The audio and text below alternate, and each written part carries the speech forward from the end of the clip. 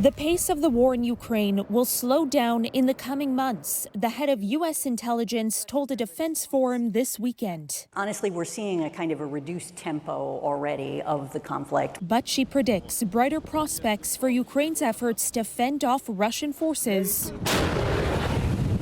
in a possible counteroffensive in the spring. We expect that, frankly, both militaries are going to be in a situation where they're going to be looking to try to refit, resupply, in a sense, reconstitute so that they're kind of prepared for that counteroffensive. But we actually have a fair amount of skepticism as to whether or not the Russians will be, in fact, prepared to do that. I think more optimistically for the Ukrainians in that time frame. Her assessment comes as the Institute for the Study of War think tank says in eastern Ukraine, operations on both sides have been bogged down by heavy mud, adding conditions are likely to become more conducive for a higher pace of operations as winter sets in.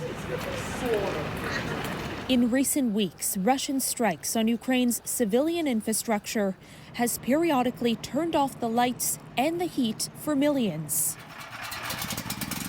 This is indeed barbaric. The solidarity among the NATO partners, the G7 partners, is very strong and resolute. So we're constantly looking at different measures that we can take to, as necessary, increase the pressure.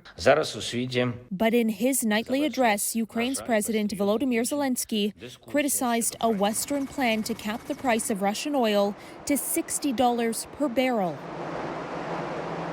He says a cap so close to current prices is not going to hit President Vladimir Putin's war chest.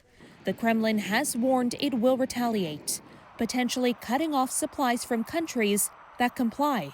The price cap comes into effect on Monday, the same day a European ban on importing Russian oil kicks in. Amid all the uncertainty in the oil market, OPEC, the coalition of oil-producing nations, including Russia, announced on Sunday it will keep production at current levels. For City News, I'm Caryn Ceolin.